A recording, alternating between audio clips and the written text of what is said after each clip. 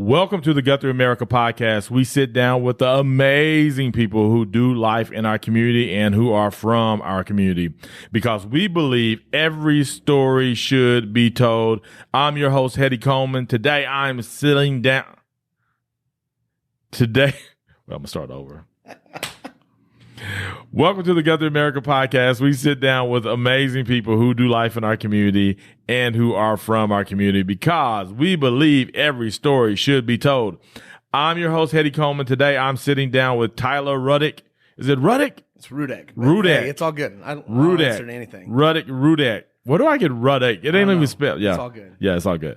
Before we jump into this conversation with Tyler, will you please go ahead and subscribe to the podcast and leave a review? It would mean the world to me. Also, go ahead and follow us on Instagram. You can follow us on Twitter. You can follow us on Facebook. So all those places, follow Guthrie America so you can stay connected, stay in the know of all the amazing people that are allowing for us to share their stories because we believe that when we share our stories, Tyler, we connect because we learn things about each other. And I'll be like, man, Tyler, I didn't even know you like peanut butter and jelly sandwiches, you know? So That's then it's just a lot of jelly. lot of jelly. So Tyler, how you doing today? Doing great.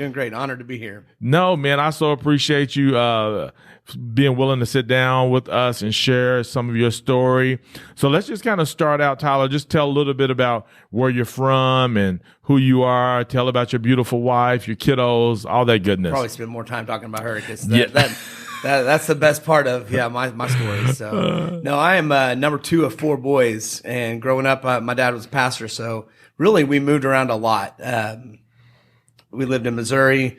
Was born here in Oklahoma, so I'm native Oklahoman, and then we lived in western Kansas, out there where it looks like feels like you're driving on a treadmill. There's nothing out there. You see the same tree, it seems like. But then we moved back to Oklahoma, graduated from Porter, Oklahoma, which is the peach capital of Oklahoma. Didn't know if you know that. Didn't know that. We weren't good at football, but we had that to claim. So a lot of good peaches. But and then through college, actually went into the medical field before becoming into the ministry. So it's been a journey. I've done a little bit of everything. I don't tell Dr. Simpson this, but I've driven a school bus before. I know Guthrie's looking for a school bus driver, so I always see that, and I'm like, but I've done a little bit of everything. Worked in emergency room and enjoyed it, but enjoy everywhere I've been and meeting people, learning different stories, just getting to know people, and then actually met my wife through a connection here in Guthrie. Moved to Guthrie, Oklahoma, in 2014. And met her via a blind date. So we both had a horrible attitude about it. But we just wanted to get the coffee over. But then she walked in and she tells the story different. But I was like, oh, look there. That's what I'm talking about. Yeah. So from there, we were engaged 4 months later and married. Now we have 2 kids and a 4-year-old that's at pre-K here in Guthrie. And a 2-year-old that is currently, as we're recording this, he's at home taking a nap. So everybody's doing really good right now. So. Everybody's good right now, bro. So I did not know your dad was a pastor. Yep. So, like, all of your life growing up, he was a pastor. Was he bivocational? No, he when I was really young, probably about 6 years old, he felt the sense to go into ministry. He actually made cabinets. So. Kind of carpenter, kind of like, Jesus. So I was joking. I'm like, man, you're following good footsteps. But no, he did woodworking and, he felt the Lord calling him to ministry and kind of did God, are you sure? And kind of ran a little bit from him. The company actually shut down. So he's like, okay, I get the point, God, and I'll go. So we went to Kansas City and he went to seminary and, then we started churches all throughout western Kansas, and then we moved back to Oklahoma, and he was pastor in several different areas. 3 out of the 4 corners of Oklahoma we've lived in, so it was good. Always getting to meet new people, and that's one thing I really loved growing up is you'd get established, but then it was the heartbreak of moving, but it was also that silver lining of, man, I'm going to get to meet a whole bunch of new people. Yeah. And experience something different. Went from northwestern Oklahoma to northeastern just the landscape is different, and then the people are totally different. Great people both places, but it was a neat thing growing up. Not a lot of people had that opportunity to. There's nothing wrong with living in one town for your whole life, but I had the amazing opportunity to see some good places and see some pretty amazing places and meet some amazing people along the way too. Man, that's super cool. I did not know that. So it's almost like being military brat. Yeah, kinda, right. You just kind of bounce around. I was a preacher's kid. Yeah, but you was a preacher's kid. Yeah. So were y'all doing literal church plants from 0 to 10 or 30 or 40 or whatever it was? Yeah, man. Whenever we would have church in our home, we would get sent upstairs while the adults had Bible study, and we were kind of bummed because it's like, man, we don't even get the church toys to play with. It's just our own toys. Yeah. So it wasn't anything really special growing up, but I do remember, just people coming into our home and really.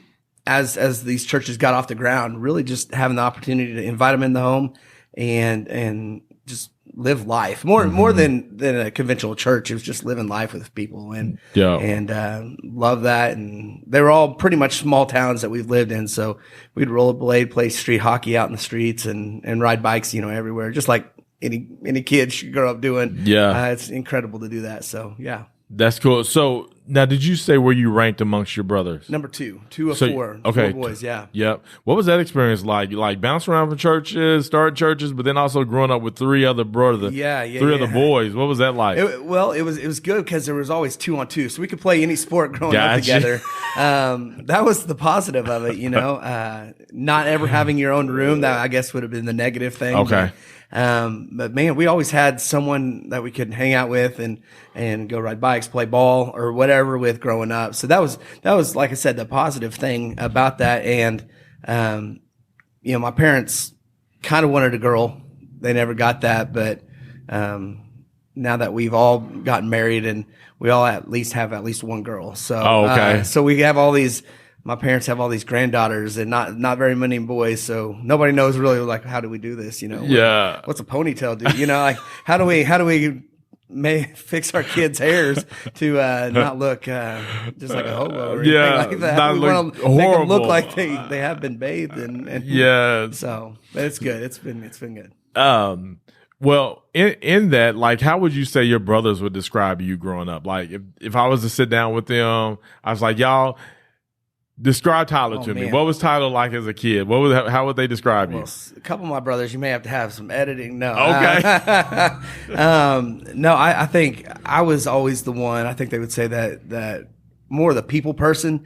Not that they dislike people or anything like that, but really I always had a knack for and a love for people and just meeting people and really met no strangers. We went to Disney as a kids, and I was off in my own little world and following another family, but really didn't have that sense of panic. It's hey, we're in a safe place and trusting everybody type deal. And so I think that would probably be what they described is that I'm a people person. That I just love really just people and different people and different stories. That's why I really like this podcast, this opportunity, because really everybody comes from a different place and we can all learn from each other if we just take the time and get to know somebody. And man, I've had some great people that I've gotten to hear their story, some in more detail than others, but along this journey is really just getting to know people. So that's good. Always been a people person. My dad said I was either going to be a preacher or a politician.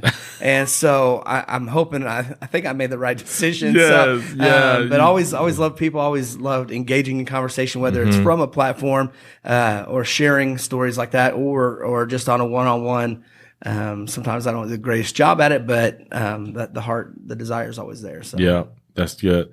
So tell me about high school. Was there any pivotal moments for you in high school or anything like that kind of you look back on now like, man, I'm glad that happened, or I'm glad someone said that to me, or whatever that may look like? Yeah. Halfway through my junior year, we moved from Sealing, Oklahoma, up in northwest Oklahoma, to Porter. And I remember that first Friday night, because we used to drag main waste fuel. That was back when it was fairly cheap. But that was what we did. We'd hang out on Friday nights. And that first Friday night, after moving, I looked outside. We lived right on the main highway, and there were no cars. So I was like, man, what what do people around here do for fun? And it was at that time that literally, I love to lead worship now, but that was the moment that I was like, okay, I need to get a hobby or something. So went and bought a guitar. My older brother's taking guitar classes at Rose State actually, and had some interest in that. So I was like, man, if he can do it, I can do it better, right? Because that's the sibling rivalry that we had going on. But went and got a guitar and really spent time and learning the guitar at that moment, my junior and senior year in high school, and then was able to then take over leading some of the worship at our church. And so high school moments was defined by opportunities to really step up and lead, and really was able to see what was in me and what the Lord had instilled in me and given me the opportunity to step up, in which I look back now is like, man, that was huge. Had I not done that, how many things that would I missed out on, up to this point in my life is how many of those opportunities. Had the opportunities to lead worship in several different arenas, several different places, from parks to drive-ins to church and stuff like that, even nursing homes. So it's been a neat deal because of that moment that initially was a negative. I was like, man, there's nothing happening in this town. It became this thing that is really not defined my life, but really had a huge impact in my life all through that. And it had some people speak into my life at that point and just encourage me, because I'm not a patient person. So I wanted to immediately play a song and not learn all the basics and all the theory, which people just push me continuing on, seeing the bigger picture. So that's really cool, man. And so that's great.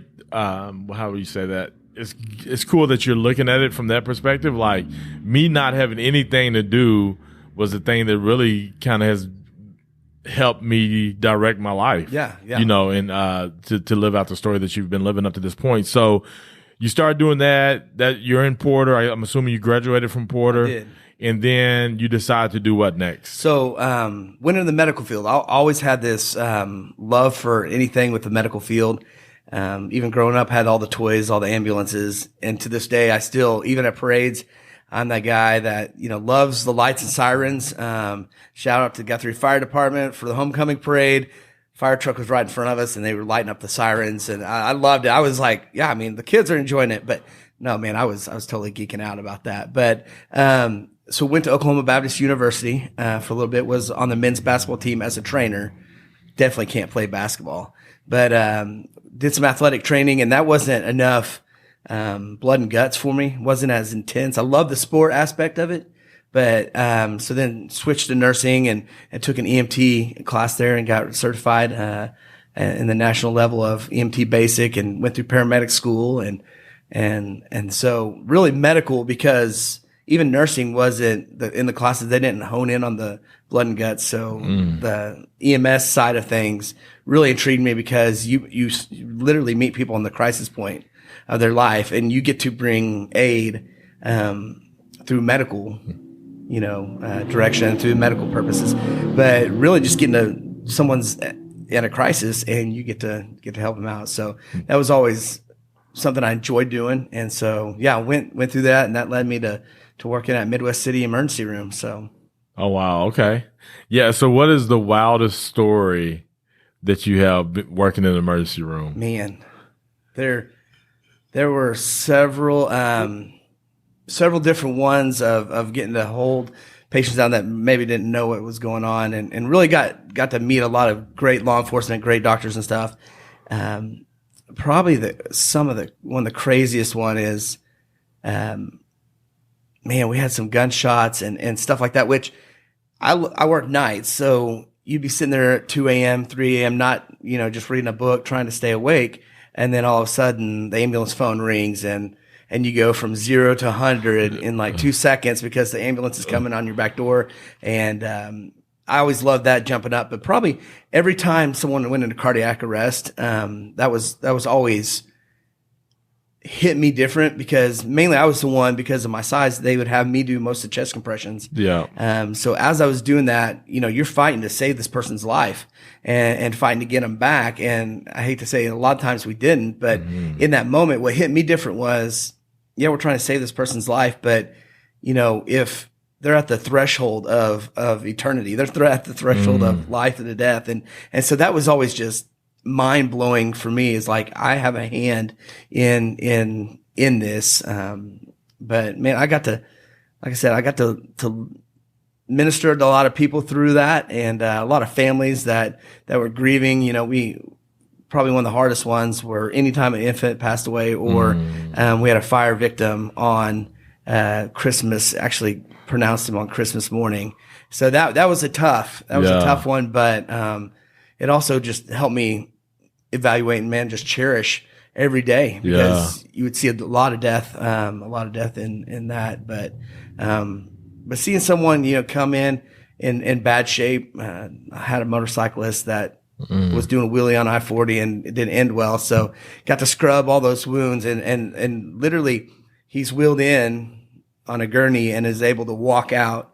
Ambulance brought him in, but he's able to leave with family. That was the rewarding parts, to see some come in pretty dire straits or whatever, and then to see them through. That definitely helped. So it's not all this death and destruction and stuff like that. So it was exciting. So living in Midwest City during this time, working in the ER, and then what was next after the ER? So after the ER, I was in college for probably 6 years. My dad was asking, are you going to become a doctor or what? I mean, you're getting close to that threshold, and just it was like a buffet of hours. I went into one counselor's office. It's just like, no offense, but here's what I have to offer. What can I get out of here with? I just need that piece of paper.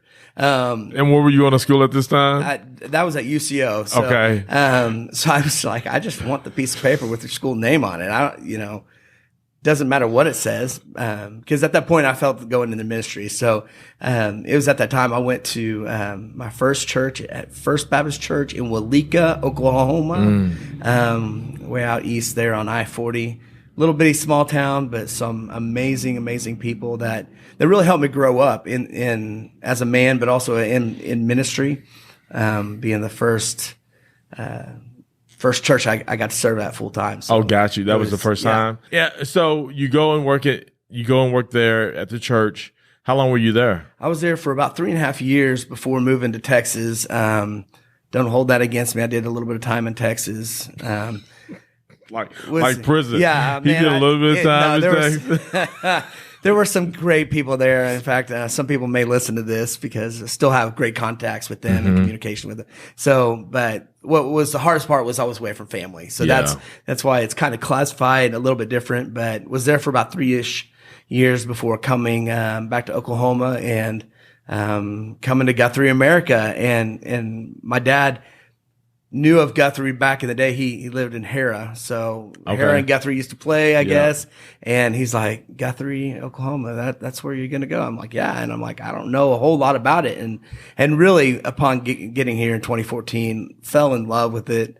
And I would say I've been here ever since. I did move out of Guthrie to Edmond for a couple years because we were blessed with a house as a wedding gift. But, then once we lived there for a couple of years, man, we had an awesome opportunity to move back and really have no desire to leave. I mean, our kid, one of our kids has started school here, and we're like looking forward. I don't even want to think about what year that's going to be graduation, but to be in Jelson Stadium there and watching her graduate. But I'm going to stop talking about that because I don't want to get all emotional. She's only 4. Be patient. Be patient with that because I don't want it to comes rush. so quick. Yeah, just be patient with that. So let's talk real quick about Rachel. Because this blind date happened. Where was that in Edmond or was that in Guthrie? Where was that blind date at? We did meet in Edmond at a coffee shop in Edmond, and because she was living there, so I drove a little further. But, gotcha. The blind date went off amazing. Spent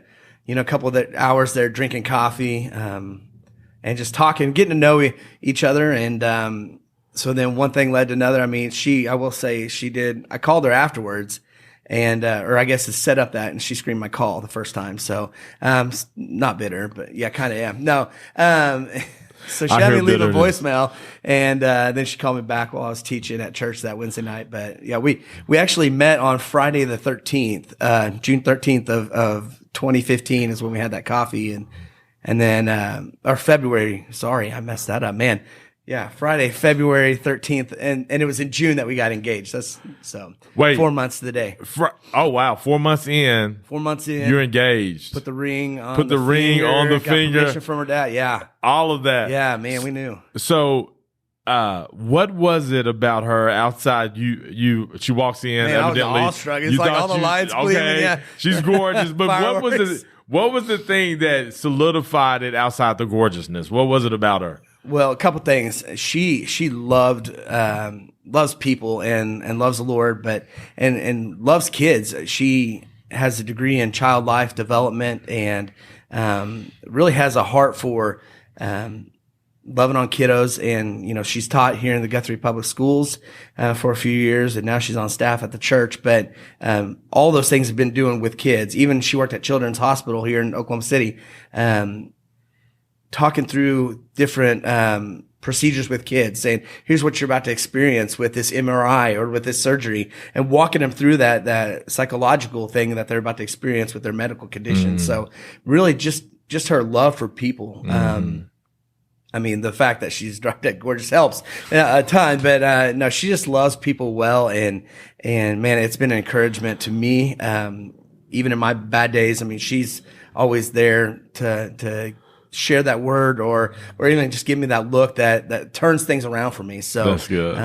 Yeah, it was rather quick once we started hanging out, and that I knew. And so yeah, I went and found a ring, and we joke about it, but she knows about this. I actually bought her ring with a coupon that someone gave me, but she's like, man, I knew that was awesome. You're frugal with your money. So I'm like, savings are all about this. No, but just little things like that we look back and we get to laugh about now. But yeah, she's just totally changed my life, and man, so incredible. That's good. And how long have you been married now? We got married on April 8th, 2016. So okay, not a ton of time, but no, yeah, that's 7. That's good. So we're getting there. Yeah, so. No, that's really good. So you get her to move from Edmond to Guthrie, America. Yep. Kudos to you. Way to go. Great job. She didn't have you move to Edmond. That's right. But okay, let's get to Guthrie. So let's talk about where you work and how has your work allowed for you to maybe even get to know Guthrie, America even that much more? Yeah. Actually, that's why I'm wearing the shirt that I'm wearing. We love educators. It's a church shirt that I'm on the staff. I'm associate pastor at Community Church here in Guthrie, right there, I-35 and Seward, the metal buildings on the west side of I-35. And really through just the connection from the church to the community. I mean, there's a lot of things. There's a ton of things we want to be involved in. We try to be involved in as many as possible. But really just the opportunities, and we love the fact that the connection between our church and Guthrie and everybody in any level of government or the school system, we're able to partner there. There's a lot of great partnerships that occur. So at the church, what I love about is the opportunity to really, I can slip away from the office and just go plug in somewhere in Guthrie, whether it's a coffee shop or there's times that I could pop into a school and just encourage the administration or the teachers there, or pop into one of the local shops and just get to spend time within the community. And that's what I love, popping in, different restaurants, banks, and stuff like that, really getting to understand and hearing more of the stories of Guthrie. I mean, there's some great stories with some of the businesses here in town that I've had the opportunity to hear from some of the owners that kind of how it came to be, or kind of why that location's special. And yeah, it's been great to just to get to know people and really invest in and help support those businesses in whatever ways we can. We try to stay local as much as possible, and because there's great people, and we realize that, hey, that supports them, not just their business model or whatever, but it supports them. Yeah, as a family, as individuals. Yeah. But we love all the connections through the church and with the school, and like I said, through the Chamber Coffee, through loving on the educators, whether it's just anything that we're able to, we try to be a part of. So that's good. Love that that availability with people in the community. And so, yeah, it's good. Okay, let's come out of work and come in to you or your family. Like, what is y'all's favorite parade in Guthrie?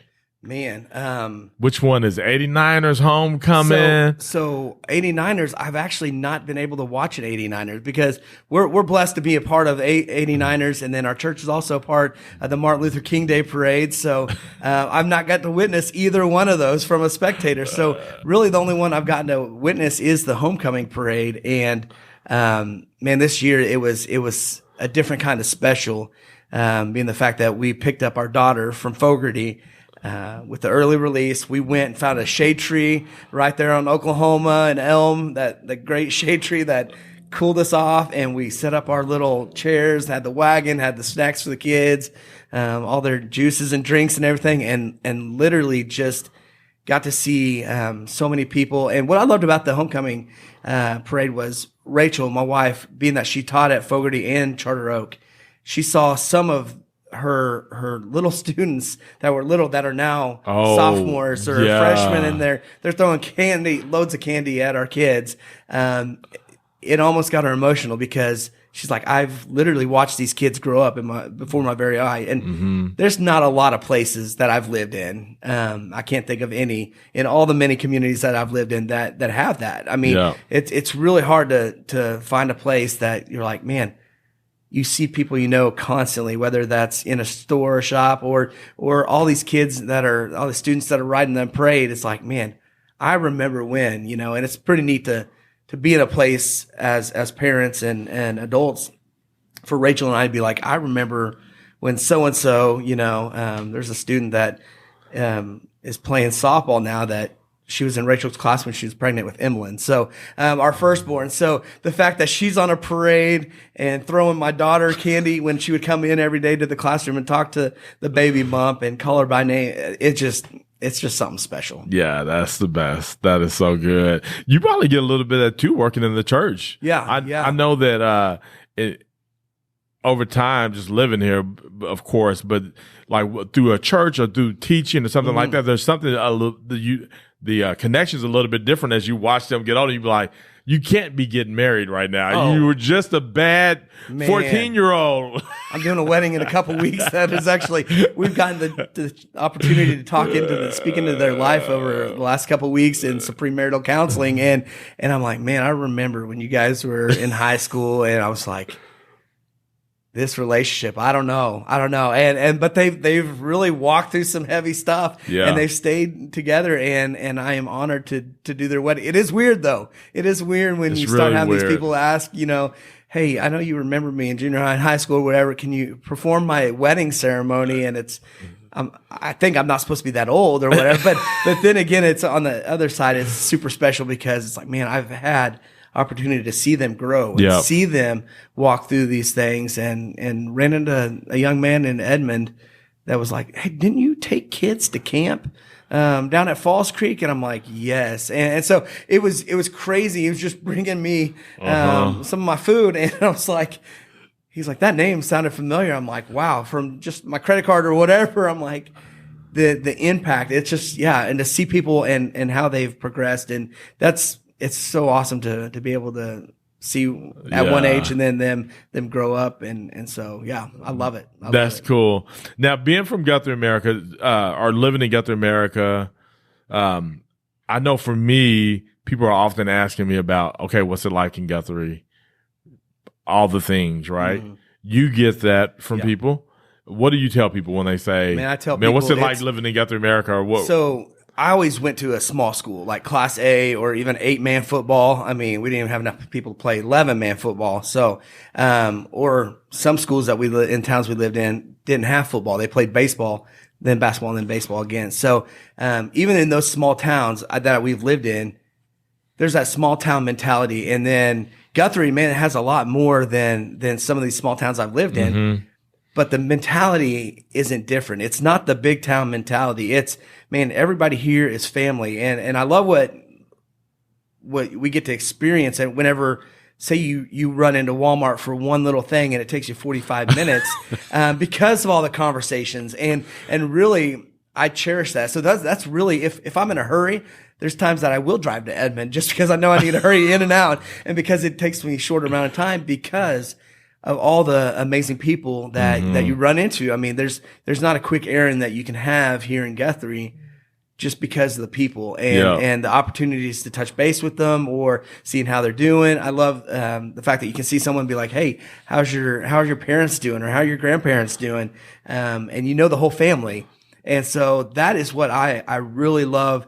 There's opportunities of a semi-large community. Yeah. But the mindset and the heart and the people is all about that small town. And I love it because that's somewhere that we desire to have our kids grow up. We want our kids to be able to see their teachers at a parade or walking in town or, at the park in the summer, and go up and the teachers call them by name. I mean, that's something that I love. And I've seen so many people that haven't had that opportunity across the state and this region. And really, Guthrie has something special in that. I mean, the fact that we shut down multiple streets and have just a big family picnic with music and stuff in that of Red Brick Nights is incredible, because it's saying, man, we value people getting together. Yeah. We value keeping it like one big family. And I love those opportunities anytime that we can have to get together with people and really just to love on each other and to be there for one another. It's more of a family mentality than that of a town or a city or anything like that. So I love it. I can't get over that. Now, sometimes I wish I could hurry in a store quicker, but that's one of the things that's just so incredible that I don't really want to give that up. So it's good. No, that's good. Yeah, my wife won't go to the store with me because she thinks it's not that I just run in there and somebody sees me. She's like, you're in there looking for people to talk to. Yes, true. Yeah. That is some of it, yes. And I just don't want to always take on the blame myself. Yeah, so it's just easier to say, I had conversations with so-and-so and list out the list. But she's like, you are scouring the store looking for people. That's different than somebody going, yes. Right. I'm like, that's the way. That's the reason we live in this town. That's right. No, for sure. So, okay, it's Friday night, Thursday night, whatever nights you want to pick. Mm-hmm. Where are you going to eat? Man, so going back to my kind of cheapskateness, I've got a Blue Jay card. So there's several great opportunities on that Blue Jay card. So shout out Blue Jay card. I know, man. I always buy one every year, and it's whichever student at the church or wherever catches me first. So I'm not going to give out my home address on this thing, but I'm going to give out that $20 bills to whichever one kept, because I will not go a year without it. But man, there are so many.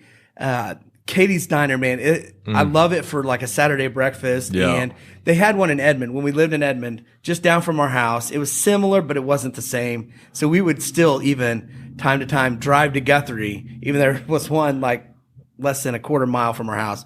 We'd drive from Edmond to Guthrie for Katie's for some great breakfast. But man, Friday night or going out, I would say, man, I love some Mexican food. So, Senor Lopez for me, love some of that salsa and their queso. But, so that's good. That would probably be my go-to. But man, there are so many, good places. In fact, I'm going to lunch on Sunday, and it's like, I listed out all these restaurants, and they're like, you choose. And I'm like, I don't. Yeah, it's hard. I'm like, I wish someone would just tell me where to go, because there are so many good places.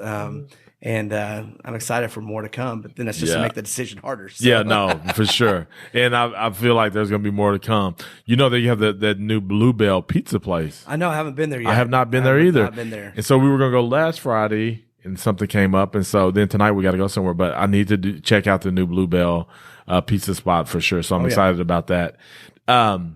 When you hear Choose Guthrie, what does that mean to you? Choose Guthrie, man, I got it. What hits me is I chose Guthrie for a place to raise my family. I know there's choose Guthrie, support local, and really invest in the community. And I think one of the greatest ways I can invest in the community is be here. Mm-hmm. Because if I'm living somewhere else, I'm gonna invest in that community, because I see the value of that. So for me, Choose Guthrie is that's where I want to raise my family. That's where I want to be a part of it. My kids are going to grow up. They're going to have friends from school come over to our home or ride bikes together in the afternoon and just all that. I think, that's when I hear that phrase, choose Guthrie, I'm like, done. That's where we're going to be. And that's where we are all in that. And so we love it. That's cool. So I just got a few fire rapid questions, right? Okay. So you get $1 million. What are you doing with it tomorrow? Paying off my house. Paying off that? And then I'll get the toys after that. You got to be a little bit responsible, but then some toys will definitely come. That's good. That's good. If you could start one nonprofit for Guthrie America, what would it be? Man, we have some great nonprofits that meet a ton of needs, but it would probably be a place to get to work out for free or minimal charge, and really just invest in physical aspect of people's lives, but then also have an opportunity to speak into the spiritual side of it. So I'd love to own a gym, and love to have the means to not have to charge a monthly rate. I enjoy working out myself, but even more than that, meet that need, do the physical thing, but then also get to speak to some of the spiritual. So, got you. If you had a chance to make the temple your home, would you do it? Yeah. Man, you could have some crazy laser tag in there. This is where the part of me, I'm like a kid. I'm like, there's a lot of room. I've not been in many different areas of that place, but I mean, that takes, I don't know how many city blocks that takes up, but no, it's a ton. So yeah, you could have so many areas. The only bad thing is it would be cleaning it and keeping track. Get lost. Goodness, but yeah, definitely. Yeah, definitely. No, Shaquille had a house in Florida that it was gigantic. I think it's 76,000 square foot or whatever. And I remember him being interviewed, and they was like, "So which room do you hate?" Like, he said, "I never leave my bedroom." Like, he's like, "I don't even see the rest of the house." Yeah, but it's so big. You need a map to get through you need a map to get through it. Yeah, for sure. Okay, so if you have a billboard and everybody in the world is going to see that billboard, what is the billboard going to say? Man, less of me and more of him. Him being the Lord, obviously. So that's huge for me. Is that I may decrease and that He may increase in my life as I outpour it, pour it out. And the John 3:30 is where it comes from. Is John saying, "May I become less and less, and Him become greater and greater in my life," that people see. So really, ultimately, everything that I do is not. I mean, I'm honored to be on this podcast, but this isn't for the sake of Tyler Rudek or anything like that. It's really using whatever I can to point people to Jesus, because that's where the hope is. And so I desire my whole life, everything I do. Sometimes I fail, many times I fail at that, but for that to be really the emphasis and point people to the Lord. So. I agree. Tyler, I appreciate you, man. Thank you for joining us for the Guthrie America podcast. Wonderful story. So cool. I love the story about you and your wife and how y'all connected, and continue to do great work in Guthrie America, man. I love to see what community church is doing. Yeah. I give y'all kudos because it is all about how can we continue to help people get better and grow our community. And so you all do a great job of that. I've always loved seeing you and interacting with you out in the community. Thanks for always being kind and gentle and supportive. And so ladies and gentlemen, once again, thank you for joining us for another story on the Guthrie America podcast. We are on a mission to have every story told in our community and for the people who are from our community. Will yours be next?